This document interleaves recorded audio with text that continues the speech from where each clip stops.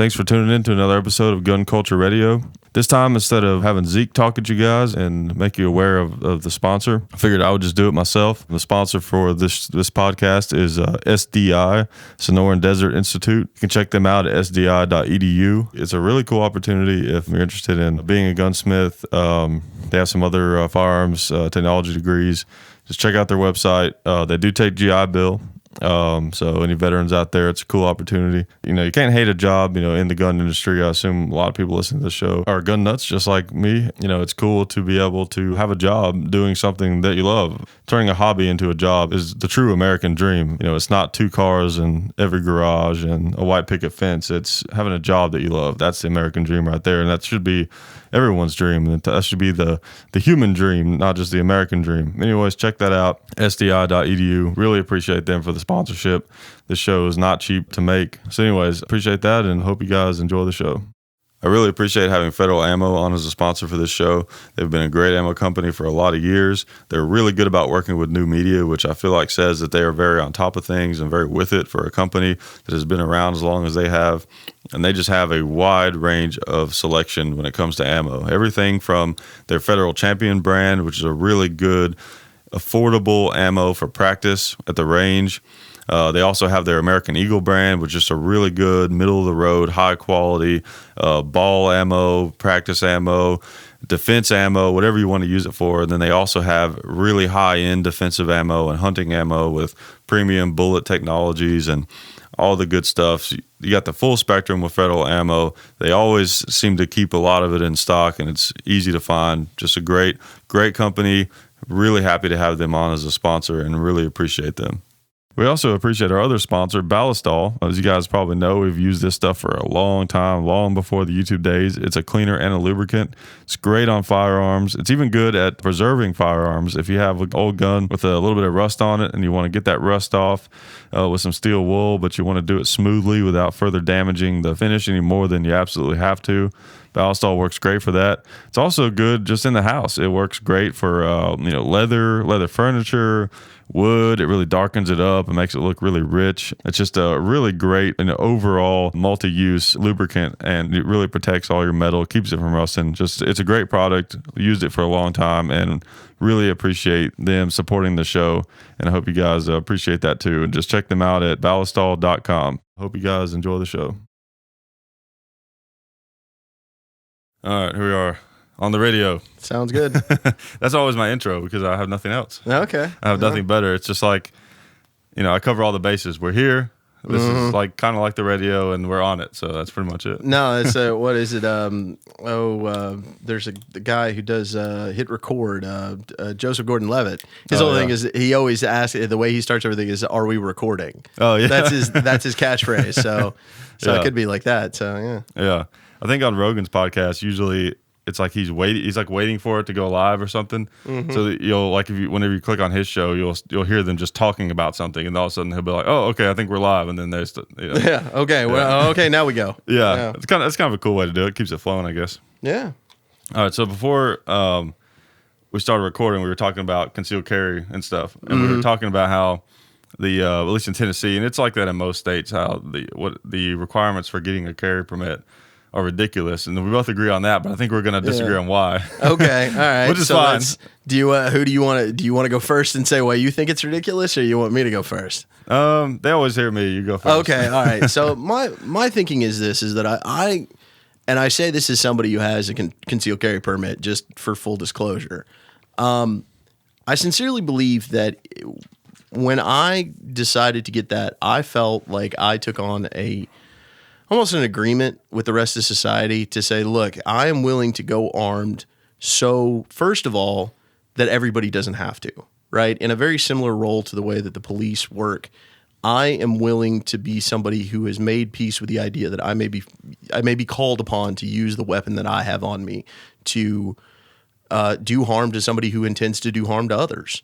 That I'm going to have to live with that. Whatever comes down, I may need to use this in a way that won't be pleasant for me. I won't relish it. I won't look forward to it, but I am willing to do it.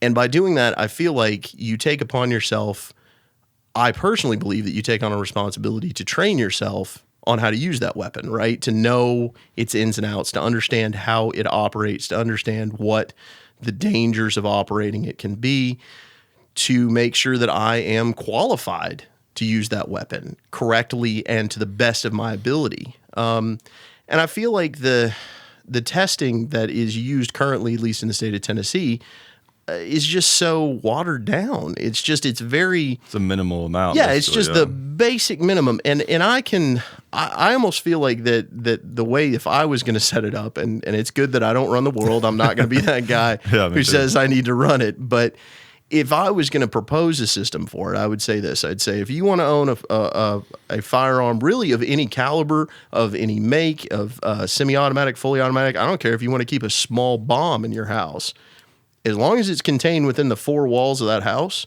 you can do whatever you want and nobody knows about it, right? It's kind of the outside of whatever background checks other people want or things of that nature. That's it, right? You can have it there because it's your house. You can defend it however you'd like. If you'd like to open carry, I feel like something currently like what the concealed carry kind of thing would make sense. It's like, look, we just want to make sure that you understand what your legal obligations are with this weapon, that if you do shoot somebody, it could be a problem, right?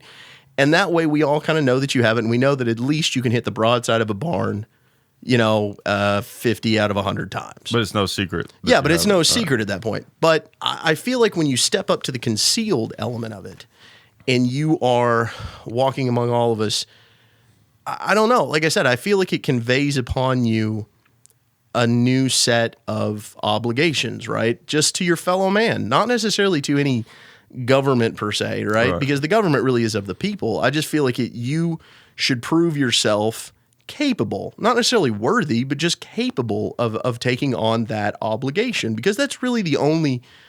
yes, you could defend yourself, right? I mean, that's what a lot of people say. Oh, I have concealed carry to defend myself. But a lot of people also try to justify when they're asked, when people come out against concealed carry, they say, well, what if somebody who had a concealed carry was in that place? They could have shot back. Well, if we're going to make that argument, and I'm not saying we shouldn't, because I think that's a good argument to make, assuming that you have the training placed into those people who have those permits to effectively use the weapon, right? Otherwise, you're just saying, well, some schmo who happened to stay upright for 8 hours and watch a 4-hour video and shoot a 22 at some paper targets, that guy might not even know how to sight the thing. Right.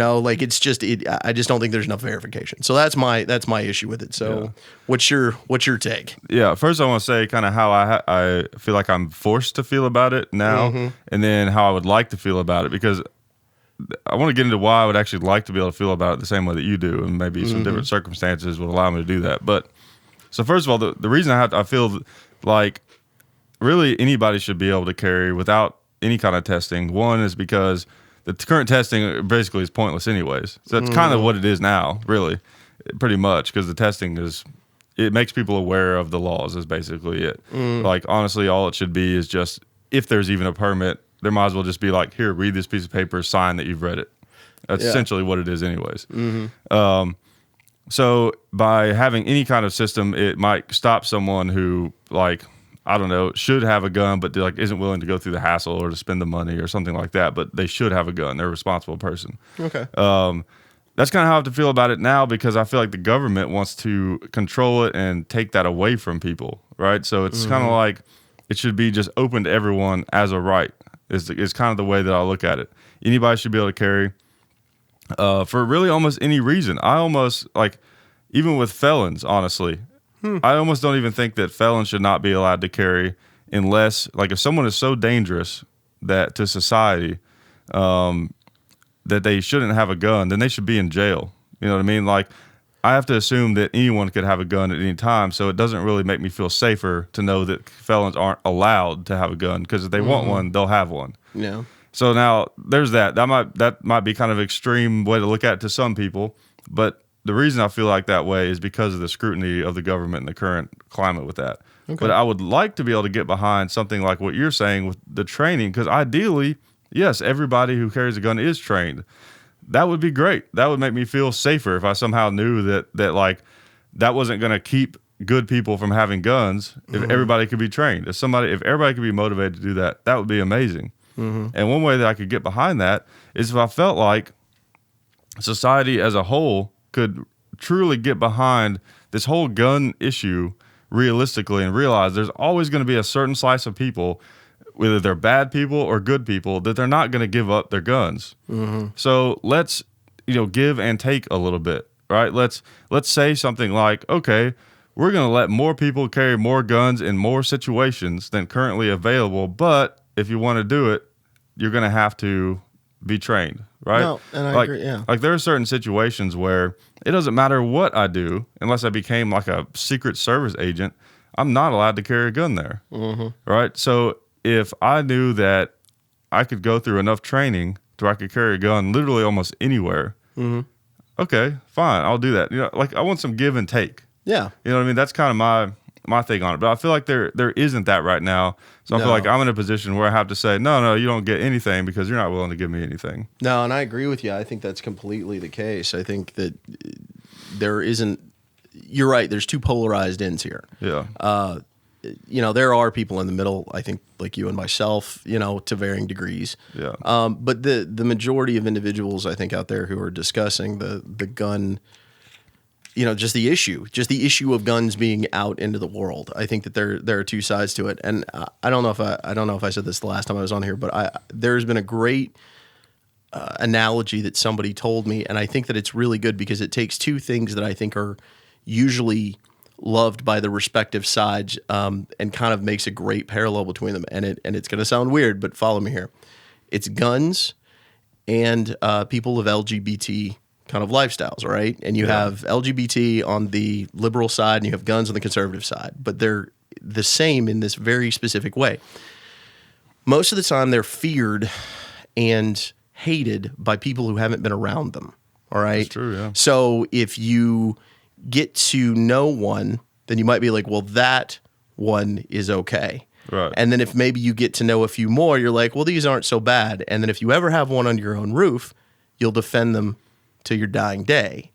And that's the thing, right? That there's this common thing where it's like people instinctively fear what they don't understand or they don't know. And in this situation, I think there are a lot of people on the liberal side who come from environments where guns are always used by criminals or the police. That's it. Right. Those are the only two people. I know my wife's Canadian, and I know that is especially with handguns. Now, long guns, everybody's got a long gun up there.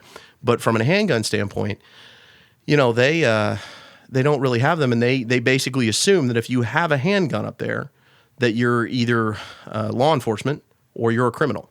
That's just the only people that carry them. Now, that's not the case, obviously, in the state of, say, New York or something of that nature. But in New York City, I mean, the way that they have historically controlled handguns, I mean, that's how that is. You're one of two camps up there. So if you never have any exposure to it like we do here in the South, where, you go out on a barbecue or a 4th of July party and somebody's shooting skeet, and then, there might be target practice that people are doing with the handguns that they've had in their family for years. And, that desensitizes you in a certain way that I think is good. I think it just shows us like, look, these are tools just like everything else, right? They're fun to shoot for sport. They are good for defense. They have real world uses. And just because you have one doesn't necessarily mean you're crazy. It doesn't mean that you're necessarily a gun enthusiast. I know a lot of people that I have known over the years who have a gun, singular. They have one handgun, and they're not crazy gun enthusiasts as they, the media portrays them, but they also don't want to get rid of them. They also like having them. Well, yeah, it comes down to the exposure. Like you said, you're going to fear what you don't understand. And because a lot of us, if we don't have direct exposure with it, our experience of that thing is going to be what we see in the media, right? So, like, if we're, and it's nothing against these people, if you're living in rural America and you have very conservative values, like your idea of LGBT is going to be like the gay pride parade that you saw on TV. Yeah, with the guys in the assless chaps, and they're running around, and they're like, who would ever comport themselves in that way, Mabel? And it's I understand completely. It's the same thing with people who live in New York City. They're not out in the country. They can't just walk out and shoot a gun if they want to. Like if they see a gun, like you said, it's going to be a cop stopping a crime or a criminal committing a crime, probably. Yeah. Or on TV, it's, oh, look at that robbery. He had a gun. Or look at that, and even in movies and stuff like that. Yeah. So, yeah, lack of exposure a lot of times is a cause of a lot of discrimination for all types of things, Oh yeah, no. So it's no different here. Right. So then when you figure that into the fact that you now have these two very different viewpoints in a culture that we have politically right now, where people aren't communicating, and I don't know who. To pardon a phrase, I don't know who shot first with this mindset, but the idea that compromise is a dirty word has now led us to a point where you have two sides in an intractable position. The people don't want to give up any gun rights, and I'm not saying they have to, right? I mean, like, we can debate that part, but we also have people who are saying, people are dying through the current system. Something has to change, and I think that there are points to both sides. And I think there's a way around this, because here's where the real gridlock is there are items that people really want and feel like they need, or they just really like to have, that a bunch of other people also say those absolutely cannot be owned by those people under any circumstances. So it's a very clear cut, like, yes, no, you either have it or you don't thing. So obviously that's going to create an extreme gridlock anytime that situation happens with any issue. And that's what's happening with what they refer to as assault rifles, which that term does kind of come out of history, but really it's just a rifle, because it's just a common rifle that people use now. So they don't want us to, some people don't want us to have these, to own these under any circumstances. So like you're saying, there's an amount of compromise that can be made, I think. We feel like I was saying earlier, we're so under scrutiny. They're trying to take so much from us that we can't let them have anything. That we've got to hold on to everything as tight as we possibly can, because we know that if we give them an inch, they're going to take a mile, or they're just going to take an inch every so often until we got nothing left. Yeah. That's not an ignorant way to feel about it. Like, that's a very real possibility and a real, concern. Yeah. So if we felt like the other side could come and say, okay, we get it, right? We get that, like, a lot of you people are good people. And theoretically, in a vacuum, if someone is a good person and there's something they want to do that doesn't hurt anybody, there should be some way for them to do that. Yeah. For the most part. So if we can figure out some way to where honest people can still feel like they have a way to own the guns that they want to own, and then the people who feel like guns are a danger to society can feel like certain measures are being taken to help prevent maybe access or whatever it is that they feel like needs to happen, that we could work something out. Like, I proposed this thing, and I don't know 100% sure if I would do it, but it's still just it's just kind of an idea that I thought of. It's worth throwing out. Yeah, that I proposed on another show. Some people hated it. Some people thought it was interesting. If, as far as a compromise, right? So, like, the universal background check, that's the big thing we hear about. There's of course a few fundamental problems with that, as far as, like, keeping a catalog of every gun in the country would be tough. It would mean that, like, I can no longer just sell a gun to you or sell a gun to my dad. Like, we'd have to go through some kind of broker to do it. Like, that would make things more complicated. But if it meant that I got to buy anything I wanted through the instant background check system, if I could just go to a gun shop tomorrow or today or right now and buy an Uzi and fully automatic, or a short barrel rifle, short barrel shotgun, basically any gun, any small arms, firearm that I want to own, I can just go and buy it. And it's not a big deal. No one's trying to take it from me, and I don't have to be afraid. If there's a way for me to be able to do that, then I might be interested in listening, to that. Like, I would put up with a little inconvenience if I felt like I could get more things, and I didn't feel like the government was going to come and still take it away from me. If it was like a for sure thing, like, nope, this is it. This is how we're going to do it.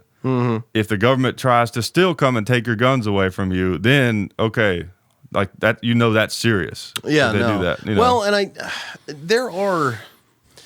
don't know. I think I can understand that there's some fear about the government coming to take your guns kind of thing, and I think that it's based in a realistic, or at least an understandable fear that, you're used to having this right, and government does act like a ratchet, right? I mean, it does really only move one way. it is very easy to get something passed. It is very difficult to get it unpassed, right? And to the benefit and detriment of both parties, right now. Like, there are lots of people that would like to undo many things that Obama's done. There are a lot of people who would like to undo a lot of things that Bush did.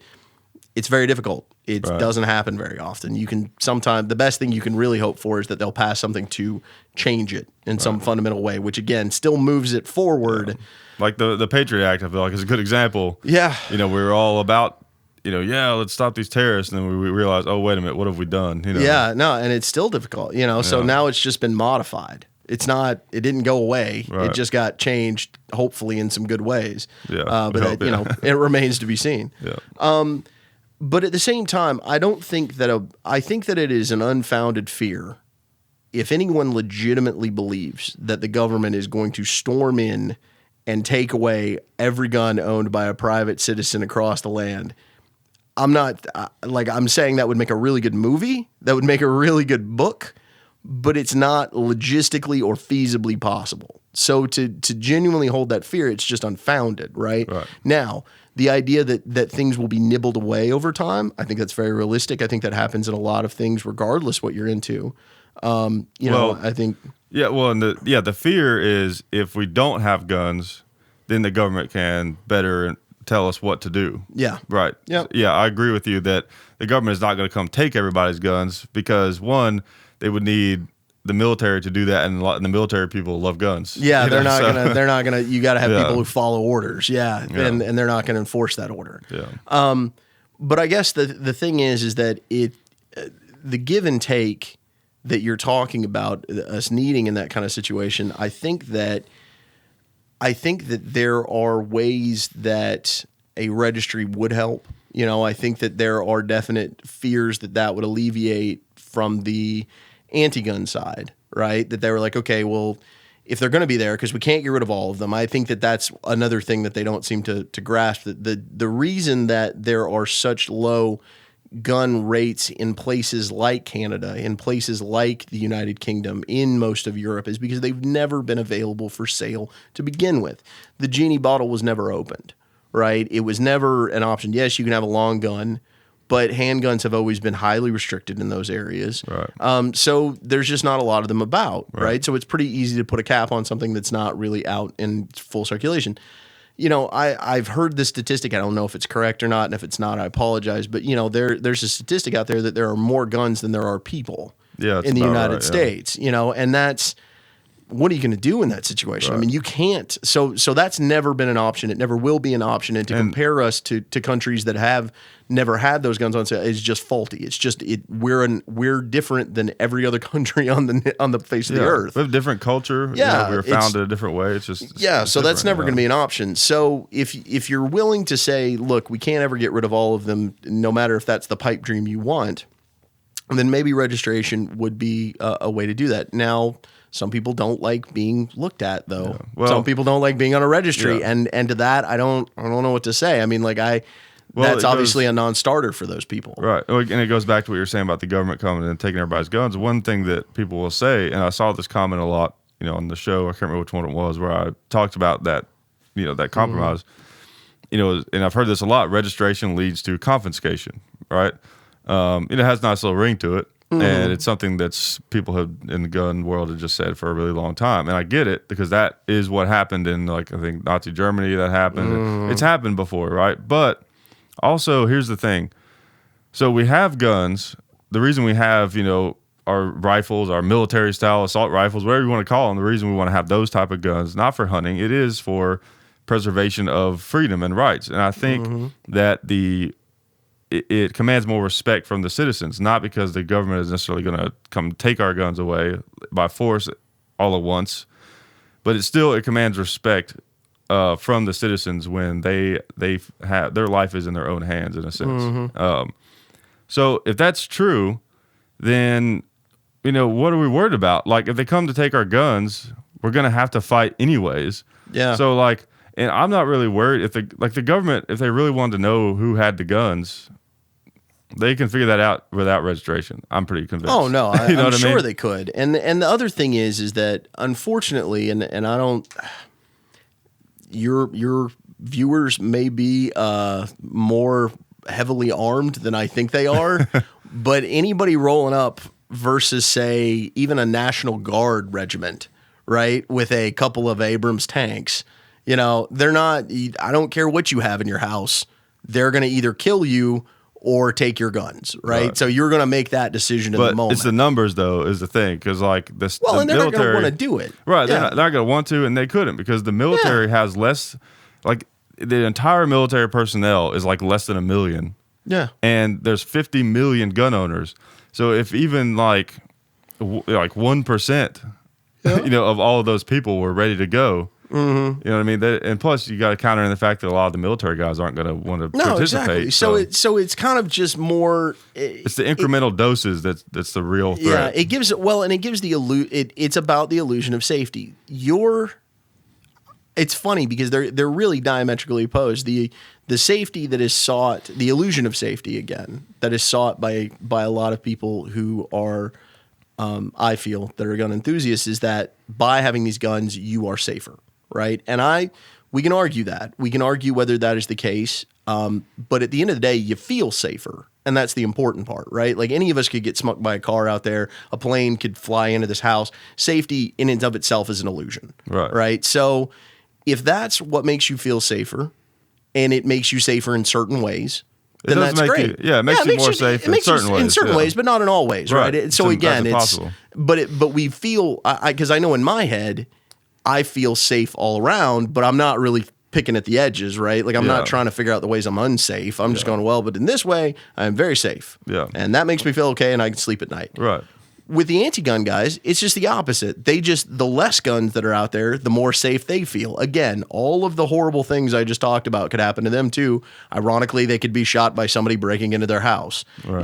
There's any number of ways that this could go down, but it's all, again, an illusion. But their sense of safety comes from the fact there aren't any guns. So I don't know. I mean, it just keeps coming back to, I don't know where we reconcile this. Either we all admit that, safety is an illusion and we can only do what we can do. Yeah. I don't know. The only way anything is going to change in a big way is, well, there's 3 different ways, I guess. One, well, maybe it's just 2 ways. One, the first way would be if either of the sides, I was going to split that up, if either of the sides win like 100%, like gun rights just overwhelmingly wins, and the anti-gunners don't have a leg to stand on and they just have to deal with it. Or the other way around. Yep.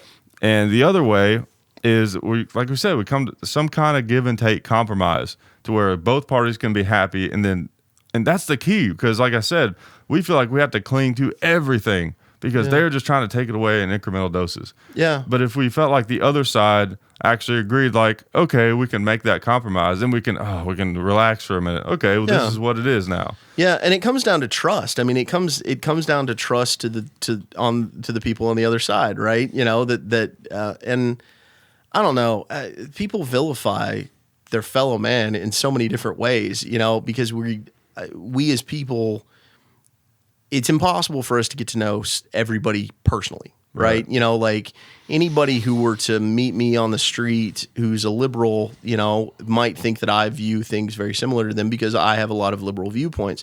But as I've said before, I'm a Southern Democrat. I like guns, right? So I often have liberal friends who are like, I don't understand how you can like. Well, it's a cultural thing. It's a personal choice thing. It's something I feel like I've studied, I've learned, I understand how they operate. They've been around me my entire life. I know what I'm doing when I'm holding one. And would you like to go to the gun range? Like, what can we do to help you understand this so maybe you feel a little less threatened, by this tool, right? So, I don't know. So by having those shortcuts that people have, that when they see something about something or they hear one opinion that person and they use that to extrapolate everything else that they get out of it, it causes everybody to just vilify and demonize the other people around them. And nobody sits and really wants to have like real human talks with their neighbors about this kind of stuff. They just, they want to watch, whatever reality TV is on and, and not actually sit and have conversations and really try to work through solutions. And that's from the bottom to the top, to the very top leaders. They don't want to do that either. And talking about just people in general, not leaders. That's where the media becomes really dangerous. Like I was watching, well, it was on YouTube, but it was a clip from TV. It was a clip from The View where they were talking about recently. It was like just a couple of days ago. They're talking about gun control after this shooting in California. Oh yeah, Whoopi Goldberg.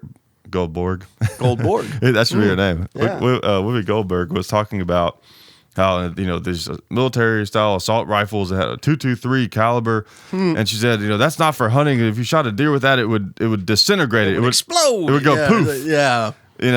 And I was thinking, okay, I mean it couldn't be any more wrong. No, well, and there was people believe that stuff when they hear it. There was a representative. I'm so sorry, I didn't catch the name of who it was, but if you, it was on the Facebook feed this morning while I was checking things on my friends and things like that. A representative out in California was talking about how, she used a term that didn't even mean anything. I mean, it was literal gibberish. Yeah. When it came to like semi-full, like semi-automatic something, it was just and I remember reading the phrase and just being like, you have no idea what you're talking about. And the worst part about that is that representative could actually have a point that they're trying to make, and it could be a good point. That's true. Yeah. But by sounding like an idiot to anybody who knows anything about guns, ironically, the exact people that you're trying to communicate with, they tune out. Yeah. They're like, you obviously don't know what the hell you're talking about, so I'm just not gonna listen to you anymore. Even if they have a great point or a great idea, I'm going to say it's probably pretty low that they're going to have that great idea, because if they're not even bright enough to learn about the thing that they're trying to legislate, then they're probably not coming up with any good ideas. But if people would take the time, especially leaders, would take the time to try to educate themselves about things and not just take somebody's word for it, not read the 5 bullet points from the lobbyists that handed them cash that said, this is how you ought to feel about this. Yeah. But if they truly went and talked to their constituents and tried to understand what's going on, I think that we might see better results. Yeah. But who knows? I mean, it's bizarre how they won't do any research. Like there was a famous clip on YouTube in the gun world about this congresswoman was being interviewed, and she signed some bill to try to outlaw a bunch of different characteristics of rifles, and one of them was a barrel shroud, which a barrel shroud is basically just something that goes over the barrel so that if you touch it, it doesn't burn it out of your hand. Yeah, that's what I was thinking. That's what those do, yeah. Yeah, that's literally all it does. It just keeps your hand from burning. You don't really see it much on guns now, but more of an old school thing. So anyways, that was one of the things that she was banning, was part of that bill. And the reporter, I think it was a Fox News guy, which... but he was a guy that was sort of, I guess, pro-gun. So he asked this question, and he said, "What's a barrel shroud?" And she was like, she wouldn't answer the question at first. And he asked her again, "Oh, it's the shoulder thing that goes up." Like, come on, you don't even know. No, that's the wrong end of the gun. Yeah, yeah, you don't even know what you're trying to ban. And yeah, well, and it's not like liberals don't have the same reaction to things that occur. Again, funny enough, it's usually things of an LGBT nature, right? Yeah. A lot of the fear and uncertainty that's risen amongst people regarding, say, like the bathroom bill or things like that happened where, there hasn't actually been any recorded incidents of any violence from anybody who's transgender, people who are straight white men, who are criminals and horrible individuals and need to be punished, are the ones perpetrating any crime that's ever been recorded in a women's bathroom from that kind of thing, right? It's never somebody who is trying to blend in, trying to be quiet, trying to not arouse any suspicion or anything, because they just want to pee and get out of there. Yeah. I said Brad, you both know the comedian. Yeah, yeah. He had this great joke about that. Oh, it was unbelievable. He was I was trying to remember exactly what it was. The gist, I'm gonna go try to do the joke, but the gist of it is just funny too. The gist of it was like, he was, because they were talking about the transgenders using like male restrooms, women's restrooms, but they still have. It's always women's restroom. Nobody cares about somebody who's very butch coming into a men's restroom. Yeah. That for some reason is never a problem. Yeah, but he had this joke about how there was someone who wanted to try to rape a woman in a women's restroom, so they became transgender so they could infiltrate. Yeah, just to get in there and do it. That's a long road to China, man. Like nobody's trying to do that. So anyway, the fear and uncertainty that comes from that, is the same thing that drives fear and uncertainty behind anti-gun legislation, right? That are quickly thought through, that you're right, include shrouds. What does that help anything? That's not making anybody safer. Right. In fact, ironically, you're making the people who use the weapons less safe because now they can hurt themselves. Yeah, exactly. So you're not even helping with that part. Right. So when you put that all into perspective, again, it just comes down to a fundamental thing where people aren't willing to learn about the thing that they're trying to legislate, and it just causes problems. And that's a lesson that should be learned for all of us. I mean, like anytime, this is something I talked about before, but anytime most people in life, they know a lot about at least one subject, right? And for me, it was guns growing up. And I try to be interested in lots of subjects now, but it was guns when I was growing up, and it really helped open my mind up to the lies on the news and how people try to deceive you and stuff, because I would watch the news and I'd hear stuff like that I knew was just 100% wrong. And here's a well-paid person on TV saying it. Yeah. And you can't help but go, I wonder if they do this with other things. Yeah, if they're willing to lie to me about this, what else are they? And then you start pulling on that string and it goes forever. So that's something we've got to remember. Whatever our beliefs are, like we got to remember that. Then if we don't know about it, we don't know. But I had a 5th grade teacher. I think one of the best things he ever taught me, and he was a real good teacher. He taught me a lot of good things. But I think one of the things he used to say all the time, he said, "Believe nothing you hear and only half of what you see." Yeah, and I used to, when I was in the 5th grade, I didn't really understand it, but he just said it enough that it stuck in my head. And I remember when I got to be in my early teens, middle teens, that I started going, "Oh, okay, I understand what the guy was talking about now." Yeah. That this is. You really, you can't trust necessarily what people are saying. Sometimes they're telling you the truth and sometimes they're not. And sometimes the reasons for that can be varied, from ignorance to something way more insidious, that they're trying to promote a viewpoint. Some agenda, some agenda. Yeah, it's frustrating. I wish there was some way we could all get on the same side and work together to find something that works for us, because they use so many tricks and things like this. The term you hear all the time is gun show loophole, right?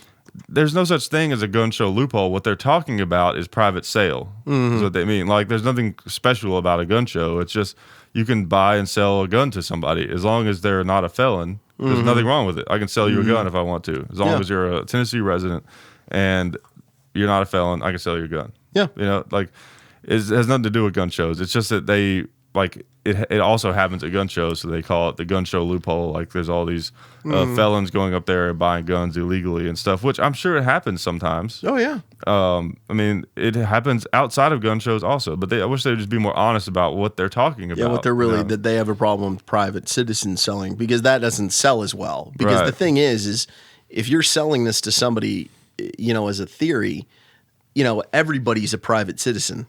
Yeah.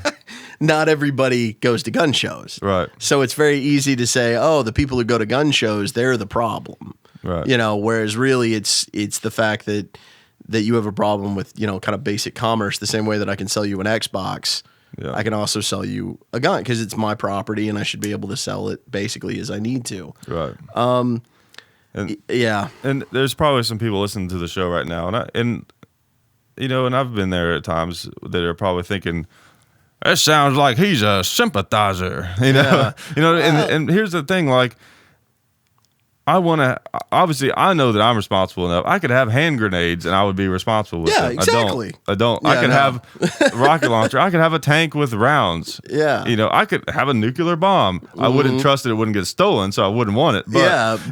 But, but in your position, you are killing exactly the number of people you want to kill, which is 0 exactly. right now. Exactly. So I know that I can handle it, but I also get, the concern from the other side. Like, I understand it. Yeah. So I want to figure out some way to where we can all get what we want, like just being hardcore one way, like, that doesn't get people anywhere. No, it really doesn't. Well, and the irony being is that both sides want the same thing. They want a safer America. Right. They want a safer place for their kids.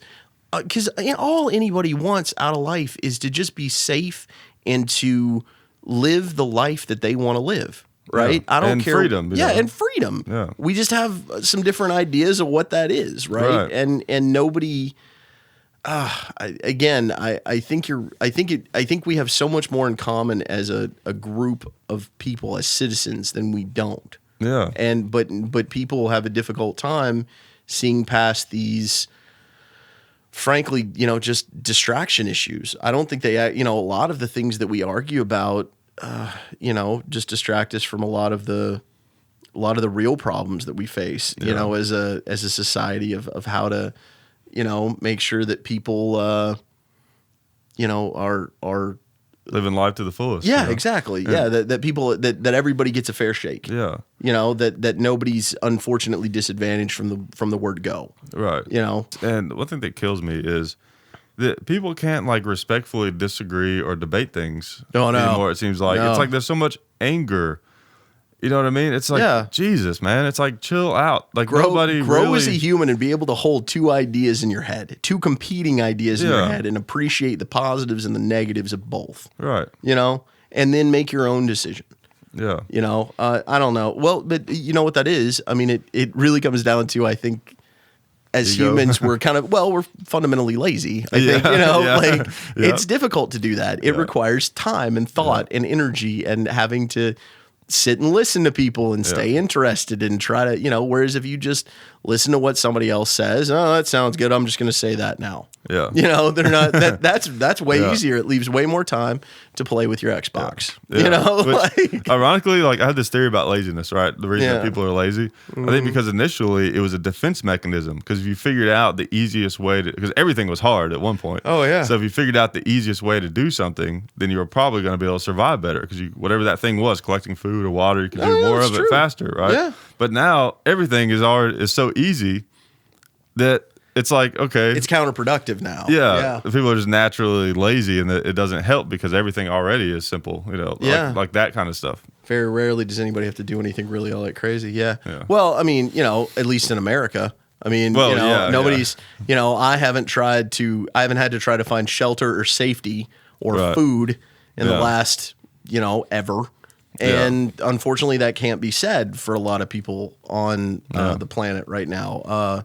When I think about all of the people coming across from, say, Syria that are literally walking with their own 2 feet and all of their possessions in the world, with their children, like you go out to eat and you see a bratty 2-year-old throwing a temper tantrum in a restaurant, you go, well, that must really suck for that parent. Think about having that bratty 2-year-old have a crazy temper tantrum because they don't understand what's going on. They don't know why they're having to walk all this way.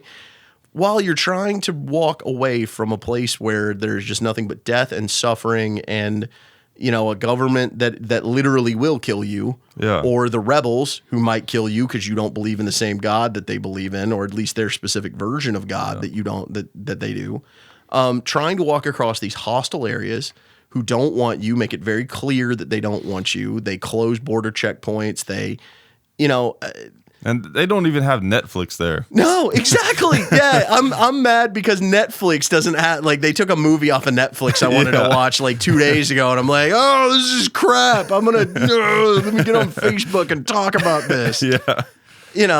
Whereas again, these people are looking for shelter and food and basic life services. And to me, there's the fundamental. To me, the fundamental arguments on both sides of this issue is like, one, well, it sucks to be them, but I shouldn't have to have a suckier life because their life sucks. And then the other end is like, well, like, why do I deserve to have it so good when they have it so bad? And it's definitely got to be somewhere in the middle. Oh, it's definitely in the middle. I mean, there's a lot of things that we have done, good or bad, as a country. Frankly, like, that have put us in the advantageous position that we find ourselves in. There are a lot of things that have just been dumb luck that have not affected us the same way. I mean, apparently, there is and I can't recount it, and it's probably good that I can't, but there's a really great comic strip that basically breaks down how Syria broke into civil war. And you would think that it was because everybody was just really mad at the current regime. But it has a lot to do with famine. It has a lot to do with them theorizing that this may be a result of changing weather patterns. We don't have to talk about where that comes from, but that is, if it's not anything we're doing, then it's dumb luck. Could have happened to any of us that there was a massive famine that came through. Oh yeah. That causes people to polarize, and then that becomes political unrest, and then now you have a civil war. It's just, we're so lucky as a country, and we don't necessarily even we really don't. It's almost like we don't have any way to know how Because lucky we are. We don't have a reference unless you travel over there. Yeah, I mean, at least our grandparents had the Great Depression, you know, to really kind of put things in perspective there for a minute. You know, like, hey, maybe this could be a whole lot worse. Yeah. On the Syrian thing, as far as like the thing that people talk about, whether it could be, you know, terrorists in the group or whatever, you know, my take on it, and this will definitely, I don't know, a lot of people that listen to the show probably won't agree, which is fine. This is just kind of how I see it. They see it, people see it different. I don't know. My take on it is, it's kind of like,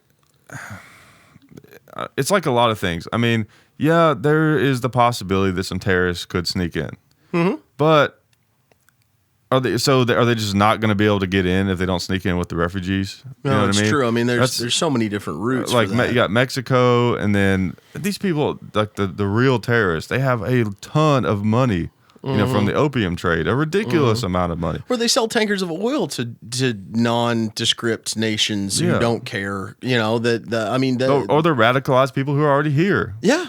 You know, so to me, yeah, maybe a few terrorists will come or sneak in, but like, we already got that danger. Yeah. That's not a big deal to me. Now I get the whole like they took our jobs, you know, that whole thing or whatever. Yeah, South Park reference, but yeah, no, I mean, but you know, I get that aspect of it too. But also, I think in times like these, like it seems to me what ISIS really wants, what they really want, is not necessarily. I mean, yeah, they want to kill us or whatever, but what they're really trying to accomplish and are accomplishing is they want a war between Muslims and not Muslims. Oh yeah, and that's documented. I mean, that is their fundamental. That is the fundamental thing, and they want to. They have to make the regular Muslims who aren't extreme. They have to turn them into extremists. Yeah, they don't want peace. They don't want complacency. They want a war. They want Armageddon. They're the new Nazis. Yeah. They really are. Yeah. And they're small right now, and they're trying to grow, and the way that they're doing that is by making non-extremist Muslims feel like they have to become extremists, right? So if a small group of people, ISIS, attacks us in a relatively small way, and I say relative meaning like they didn't like siege a city and like every attack to them frankly is small compared to the might that we could bring upon them. Right. So a small attack on us, even though it may seem horrific, whatever, it's small, it's fairly small attack relatively, and then it makes the entire country just hate all Muslims. Yeah. And then whatever, we bomb them or whatever happens, or just like, look, America hates you, because the problem is no matter how smart our munitions can be or how good our intelligence is on the ground, there will always be civilian casualties, and civilian casualties are what give birth to the idea of, well, they don't care about any of us and we should attack. They attacked us first, right? You know, which is really, I can completely understand that mindset. It's not correct, but based on the information they have, which again they don't get, you know, Fox News or anything else to tell them differently. Yeah. That's their viewpoint, right? So we don't need to be radicalizing more Muslims. No. And if we have to take in a few Syrian refugees to better help, you know, our relations with that side of the world, because it's a quarter of the population of the entire planet. Yeah. You know, I mean, that's a big deal if they all want to kill America. We're in a world of hurt if that happens. Yeah. We don't want that to happen. So yeah, I mean, ISIS is dangerous, and we got to take them out somehow. But we need to have some tact about it, though. No, you know? Agreed. Well, here's my thing. Like, I've always thought that we ought to, instead of we could take 0.5% of the defense budget. All right, I'm not talking about. I mean, that would still leave something. I think it's like 53.5% of our entire budget. Yeah, because NASA's only 3% of the budget. So. Yeah. We could take 0.5%, and I would say, give that to tax breaks to people who make things that are what make America a fun place to be, right? Like Snickers bars, right? Like the Mars Candy Company ought to get a break on every candy bar that they sell in any country that we consider actively hostile to us right now. Yeah. Like, I sincerely believe that. And the reason I believe that is because our culture and our entertainment that we kind of have, right? Like, that's one of the best things we do. It's one of the least offensive. It's one of the least, you know, who doesn't like, you know, movies and video games. Yeah, exactly. And stuff. Who doesn't like that stuff? You know, and just be like, look, we're just here to help, we're here to entertain you.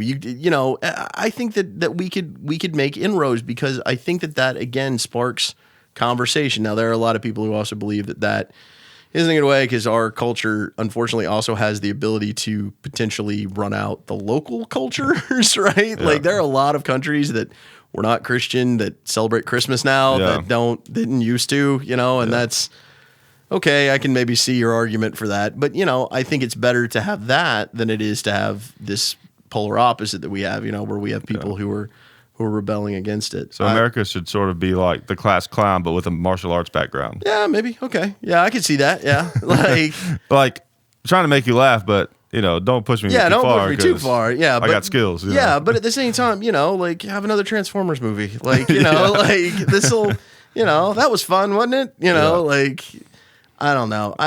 Hopefully the internet will kind of help do that. Well, and I think it has. I think the internet, as much as people talk about that's maybe the source of some of the radicalization because there's increased communication.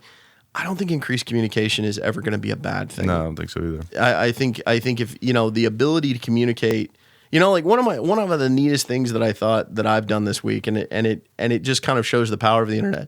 I found somebody had linked to something on Facebook for me that allowed you to play with cats at a cat shelter in I think it was in Florida. It was 5:30 in the morning. I'd just gotten up a half hour before. I sit down with a cup of coffee every morning and I check my email and I update on Facebook and everything like that. And I was going, I was like, this is interesting. And it gave me 2 minutes and there were these little remote control toys so I totally played with some neglected cats, well, I mean, they weren't neglected now, but had gone to the shelter because they've been neglected. Cats from hundreds of miles away and kept them entertained for a couple minutes. And it was really fun, right? That's awesome. And so you've got the internet gives us the ability to do that kind of stuff, but it also gives us the ability to do things like Wikipedia, just the massive amounts of information. It's basically an Encyclopedia Britannica that could be read by anybody. I mean, that was I think they said that was the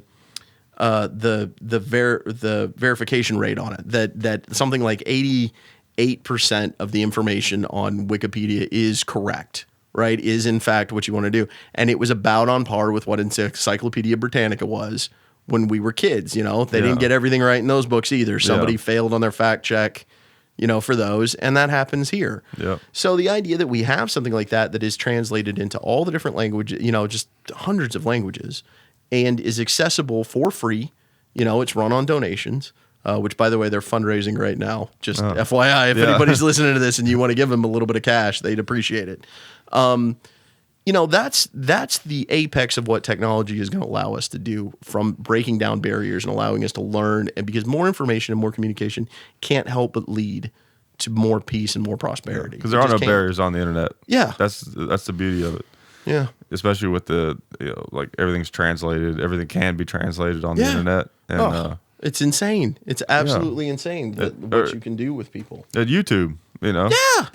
Yeah. The fact that we could be watched by anybody in the entire world. ISIS could be watching this right now. Yeah, they could. Hey, guys. Yeah. I don't know what to tell you. Yeah.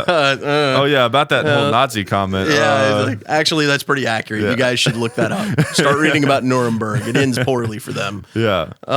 Except the problem is we're not going to get a bunch of cool technology from them. No. That's what's going to suck. Yeah. Which is weird, man. That whole Operation Paperclip thing is really interesting. Really, a lot of the reason that America is so powerful, I mean, not the only reason, but it's a big part of it, is because we got so much of their technology after the war, man. It's amazing the stuff that they were developing. Yeah, well, I mean, I think that a lot of people, 3M was one of the first makers of magnetic tape, and we had, I'm to understand that we had tried to work with it, but it wasn't something that we actually were able to get done very well, and the reason that we found out about it is because it appeared that Hitler was making speeches in different cities that we couldn't, they were too clear to be what we thought were recordings. Yeah. And he was in cities that he physically could not have transported himself to that quickly in any given day, right? Yeah. So he'd give a speech at the top of the country and then he'd give a speech at the bottom of the country within 3 hours. And they'd be like, okay, there's no way that he did that. There's just no possible way.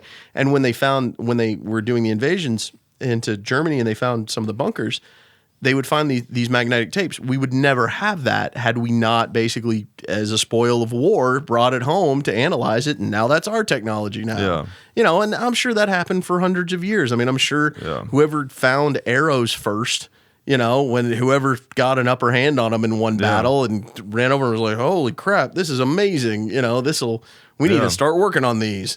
It's kind of the way of the world. You know, in a way. Yeah. It's it's insane the stuff that they're working on. One thing we're getting close to. I'll close on this.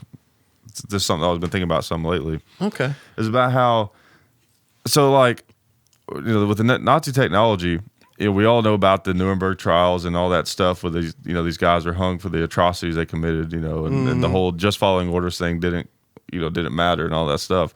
It's good that we brought those people to justice, but here's the funny.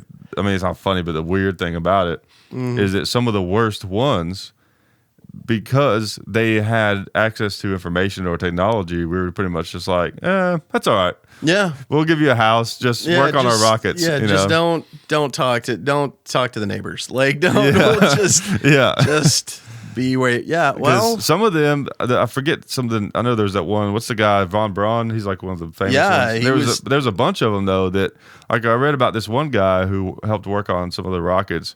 That he was a part of like torturing like Jewish prisoners and stuff, but yet we just worked with him.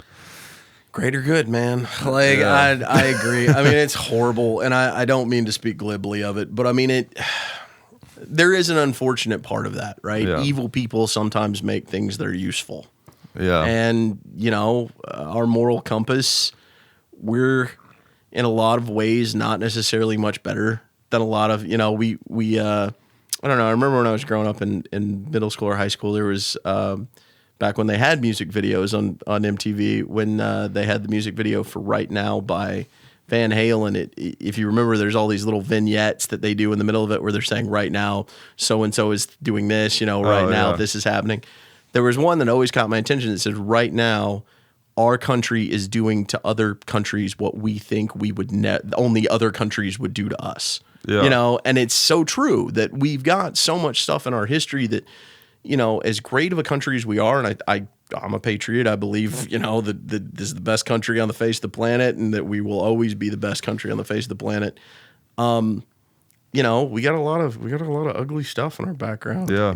A lot of it. So we do, and a lot of countries do, and it's in that part of the point I was going to make with that too is the fact that sometimes I think, as much as I don't trust our government about certain things, I also try to remember that I don't have all the information. There are probably things that the government knows that they can't tell us, and it's not necessarily because it's some kind of big Illuminati triangle conspiracy. No. It's basically just because, like, most people couldn't handle it. Maybe you and I could, but they can't just tell everybody. Yeah, prime example of that. If you want to have the best example I can think of that, when President Obama, who I supported, and I believe that, we can get into that later, but when he took office, his first thing to say was, I'm going to close Guantanamo. And you know what? To his credit, I think that was something that everybody can look at and go, yeah, look, we have this incredibly weird space where it's America, but it's not America, and we put all of these. Yeah, we don't have to worry about due process, and we put people that we need to hold for a while down there. Yeah. And I can totally understand why that would offend anybody who has a strong constitutional kind of framework in their head of how the world ought to work, that they said, this is just unfortunate. How in the world do we even have this? And this is an abomination to everything that we stand for. Okay. So I can completely understand making that a part of his campaign and saying, I'm going to do this right when he gets there. And I guarantee you, somebody took him into a briefing right after he got sworn in and was like, all right, let's talk about Guantanamo. Yeah, here's what you don't know. Yeah. And filled him in on all this stuff. And I'm sure he just sat there and was like, well, damn. Okay, what are we going to do? You know? And because, frankly, we put a bunch of people that it kind of doesn't matter if they were terrorists before they went in, after being locked up for 8 years without being held on charges, you better believe they are now. Oh, yeah. So now we have this equivalent of toxic waste that we have to figure out what we're going to do with. We obviously can't release it out into the world, because now we're going to have a problem with that, but we also can't leave them there forever, because that's repugnant to the way we think of ourselves. So what are we going to do? Right. So, you don't know everything, and because of that, imagine that it's still open and running, almost 8 years later. Yeah, that's why. Yeah, I don't think presidents have as much power as some people think they do. Oh, and, no. And a lot of times, it's not necessarily that they were lying. It's just because, like you said, they got in office and they realized, like, oh, this kind of changes. This new information kind of changes the game a little. You know, and that's the thing I try to remember. You know, like I don't think we probably should have gone into Iraq, but there could also be some information that I just don't know. That if I actually looked at that information, I would go, oh, well, it's a good thing we did that. You know, Yeah, no. I don't know. I mean. Yeah. You know, so I try to keep an open mind with that kind of stuff. And that I feel like that whole Operation Paperclip thing is a good example of it. Like we let some pretty horrible people get away with not meeting justice that they deserved for sure. But it also helped us be the nation that we are today because of the technology that the Nazis were able to amass somehow in such a short amount of time, which is unbelievable. Yeah. So I guess the ending thought would be life is complex. It is. You know? It is. It's very complicated. Yeah. Yeah. And I feel like the moral of the story of our entire discussion is like just be a good person. And just sit down and talk to people. Yeah, and think about the world a little bit. It's complex. None of it can be summed up in a sound bite. Yeah, exactly. Yeah, exactly. The media definitely likes to make you think that it can, but